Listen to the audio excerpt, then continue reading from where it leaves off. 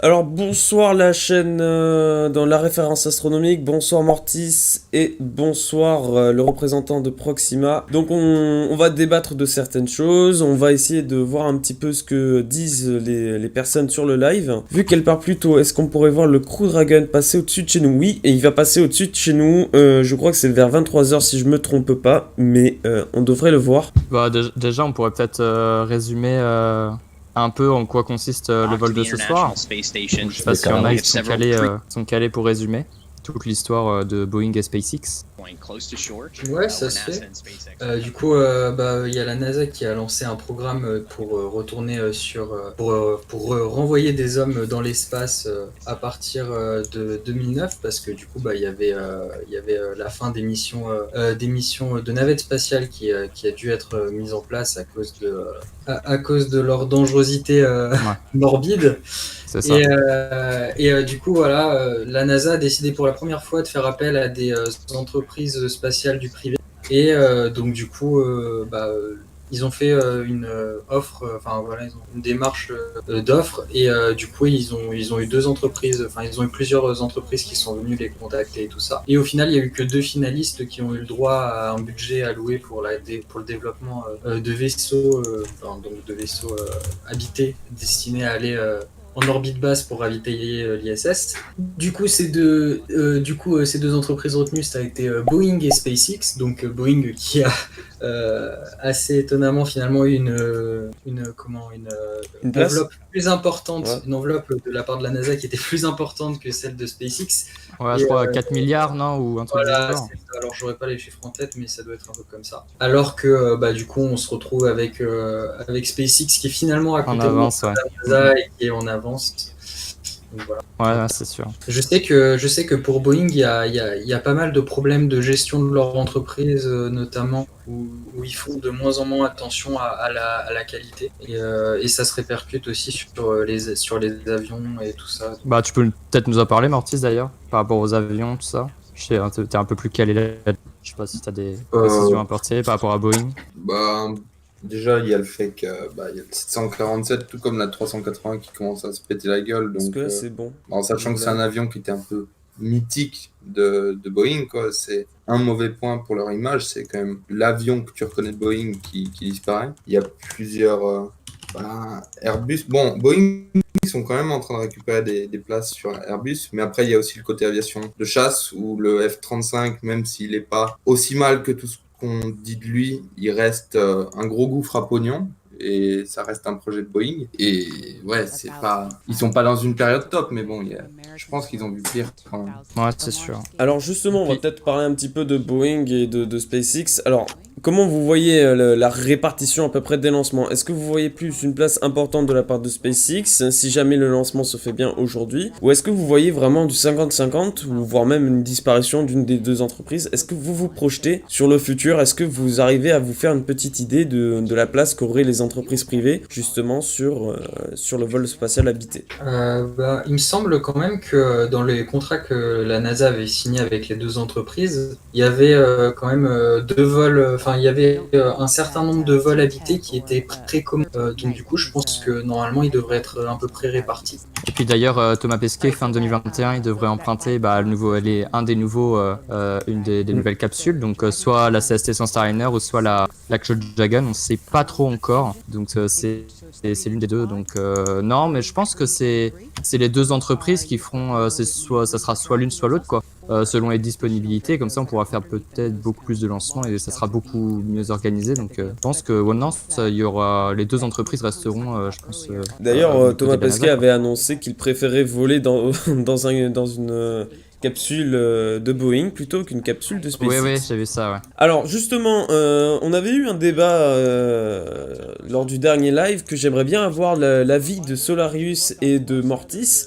C'est la Tesla dans le voyage dans le voyage des astronautes. On avait remarqué que du coup comme Tesla s'est incrusté dans le véhicule officiel de transport des astronautes jusqu'à la fusée, Le modèle X. Voilà, le Model X, exactement. On pouvait imaginer éventuellement que Tesla se projette dans des véhicules spatiaux et que ça deviendrait limite une référence dans des véhicules de transport directement sur la terre ferme, mais sur d'autres astres. Est-ce que ce serait possible qu'aujourd'hui, Tesla prenne aussi cette part de marché? Par exemple, la Toyota qui veut faire un véhicule sur la Lune, est-ce que Tesla peut se positionner là-dessus? Moi, franchement, je sais pas si ça suffit à imaginer des choses comme ça. Par contre, des marques de voitures qui décident de créer des rovers pour la Lune, on en a une au Japon.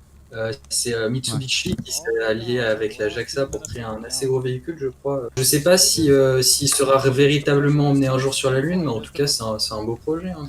Remettre en place le fait que c'est pas que des voitures. Contrairement à Tesla qui est vraiment que voiture, moteur. C'est sûr. Mitsubishi, ils ont déjà fait, pendant la Deuxième Guerre mondiale, c'est eux qui produisaient les avions de l'armée japonaise, par exemple. Donc, ils sont déjà assez polyvalents dans leur production. Là où Tesla, pour l'instant, se cantonne aux voitures, même si ça donnerait une utilité au Cybertruck. Ah, mais d'ailleurs, oui, non, mais Elon Musk a dit il y allait avoir une version pressurisée hein, du Cybertruck. C'est prévu. Après, pour quand, on sait pas, mais on sait que c'est prévu. Il veut. J'ai du mal à voir, par contre, l'utilité d'un Cybertruck pressurisé pour le commun des mortels. Bon, après, pour Mars, quoi, ça serait. Voilà, je pense que si SpaceX sur Mars devait réussir leur projet, le fait le fait qu'Elon Musk possède aussi Tesla, ça leur file un gros coup de main parce qu'ils n'ont pas besoin de s'allier à quelqu'un qui fera les rovers pour eux. À ce moment-là, je pense que eux se lanceraient très vite, vous inquiétez mais pas, je pense qu'avant que eux aient une colonie ça surchauffe. sur Mars, il y a assez peu de risques qu'ils se lancent dans ça. Déjà qu'ils arrivent à s'occuper de leur Starship. Qui a encore explosé aujourd'hui. Ouais, il a encore explosé. Ouais. C'était quand? C'était hier soir, hein? Non? Ouais, c'était hier soir, 20h. Non, 20h54, je crois, ou un truc du genre, il a explosé hier. Je crois que c'est la plus puissante d'un Starship. Ah, elle était violente. Elle était violente. Ouh là là. Il y a même eu carrément 2 explosions et on voyait très clairement une onde de choc. Ouais, ça fait un beau feu d'artifice, après, maintenant, faut éviter d'avoir le même feu d'artifice ce soir, quoi. On a combien de minutes, là? On est à, 20, 23. Ouais, on est à peu près à 20 minutes avant le lancement. Donc la rampe a été enlevée, hein, la rampe des astronautes. Ouais. Ah, bon, là, on a jamais été aussi proche. Ouais. C'est sûr, c'est sûr. Là, ça y est, là, en vrai, ça commence à monter, là. Mais on a 15 minutes à tuer encore. Moi, je propose un petit instant clap-clap parce que Osmos Cosmo vient d'atteindre les 200 abonnés. Ah, c'était vrai, ça y Ah est. non? T'étais à 198, là, il y a 2 minutes. Oh putain, c'est génial. Attends. Vraiment, je suis trop content. Je le passe en live. Ah, ça y est. Ouais, Ah regardez. ouais, ça y est. Ouais, j'avais pas vu, ça y est. Yes. Ah bah merci beaucoup. Oh putain, c'est émouvant ça. On applaudit, incroyable. Ah, j'ai mis quelques temps avant de passer les 200, mais bon, bah tant mieux, si je les passe en live, au moins il y a la réaction en live et je trouve que c'est bien. Ah, c'est cool. Et je vais couper, je vous laisse profiter vous aussi mes invités de ce lancement. Je vous souhaite un bon lancement et puis je vous reprends tout à l'heure. Ouais. Coming off of the strongback, that'll be normal. bon. That'll happen Vehicle around is transitioning to T internal minus power. 1 minute. Vous me dites si c'est trop 40 fort, seconds. je me We're going on internal Faut power profiter, now. hein. Mettez des casques, mettez vraiment des casques. C'est un lancement qui promet, c'est vraiment quelque chose d'unique. 10, 9, 8, 7, 6, 5, 4, 3, 2, 1, 0. Ignition. Liftoff of the Falcon 9 and Crew Dragon. Go NASA, go SpaceX, Godspeed, Bob and Doug. America has launched. And so rises a new era of American spaceflight, Stage one and with propulsion it is the nominal. ambitions of a new generation continuing the dream. 20 seconds into flight, stage 1 propulsion is nominal.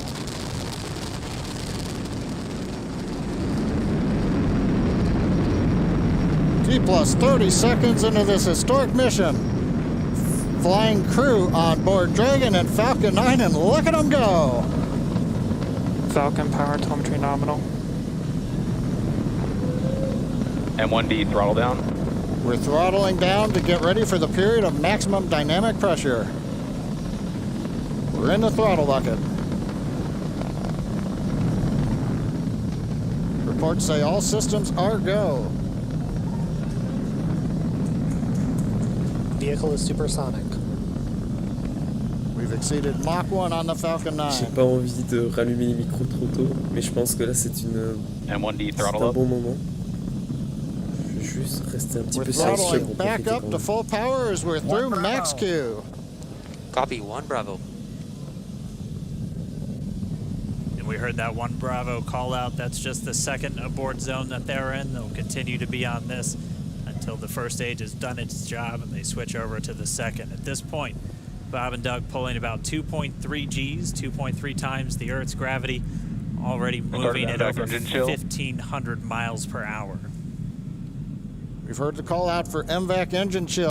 That's getting the MVAC engine ready to light. That'll come at about Hop, on va rallumer tout 2:44 ça. into flight. Right now, everything continuing to On va look bientôt good. passer Next avec major nos event invités. On va coming bientôt up rallumer tout ça. is going to be the À la fin du triple. micro, We'll have main engine cutoff of the 9 first stage engines, Je réinvite stage mes invités. separation, and then ignition of the second stage engine to continue to carry astronauts into orbit.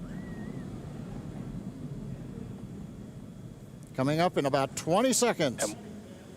M1D, throttle down.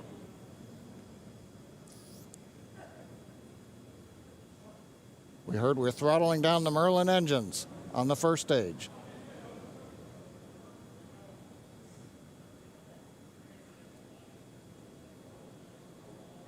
And we have Miko. Donc là, vous voyez la tuyère et il y a des pistons. Falcon stage Voilà. separation confirmed. La séparation, Copy, 2 Alpha. donc l'allumage du second étage. MVAC ignition. Et on entend que ça retient son souffle quand même, hein. On entend que ça retient son souffle dans les locaux de SpaceX. Oh, c'est du... c'est du... Mais arrêtez tout, vous voyez bien que c'est trop bien. Trop bien, ceux qui partent, là, ils vont faire quoi? Ils vont aller dans l'ISS, dans la Station Spatiale Internationale. Hop, je vais rallumer. C'est C'est le- la même chose avec le Soyuz, non? Ah oui, oui, tout à fait. Tout à fait. Et voilà. Faire chier. Bon, alors, ce lancement. On est d'accord que c'est exceptionnel, ce qui se passe. Et franchement, ils ont de la place, comme on se disait. Oh là là là là! Ils ont de la place.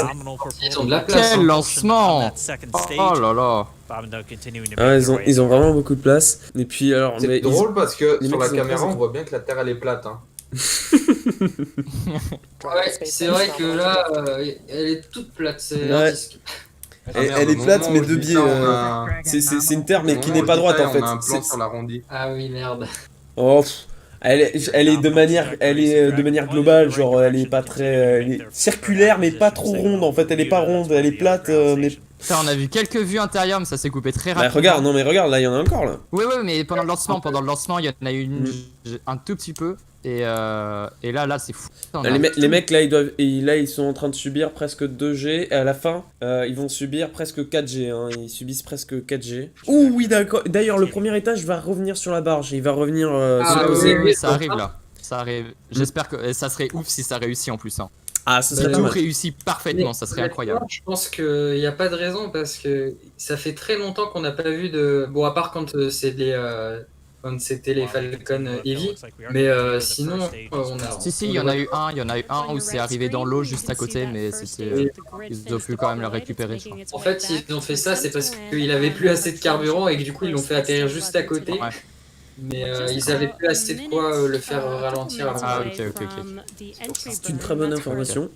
Donc là les mecs ils sont à 11 000 km/h, ça va super vite. Hein. C'est incroyable. De voir ça en direct, c'est fou. C'est juste incroyable. C'est incroyable. Rentrée atmosphérique. Donc là, nous avons du coup l'entry burn qui permet à la fusée de ralentir parce que sinon il cramerait dans l'atmosphère.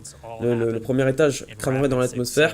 Il peut endurer jusqu'à 6G. Hein. Il endure 6G pour la décélération de l'entry burn. 6G. Ça fait 6 fois son poids, ça fait beaucoup. Il faut une grosse résistance matérielle de la fusée. Et vous voyez que là, ça va passer dans les nuages. What you're seeing on your screen is a live view of our drone ship, where our first stage will be coming down.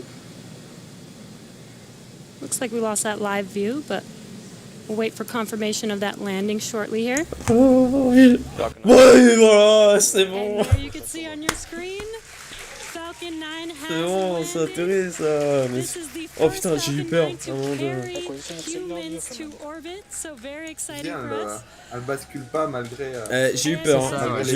J'ai eu peur, c'est atterri. Moi aussi, j'ai eu peur, ouais. Elle a mis du temps, mais ouais, ok, c'est bon. orbit. Bon bah tout va bien. Ok. Recovery 1. Anthony Maréchal, dans le chat, il me dit, les mecs ils croisent les jambes tranquillou. Regarde. Ouais, c'est Bah, ça. fini, hein, ils ont plus d'accélération, c'est le 0G. Ah, c'est Doug, je crois, qui croise les jambes, non? Ouais, c'est ça. Je vais baisser un peu le son du live. Ouais, c'est ça, je crois.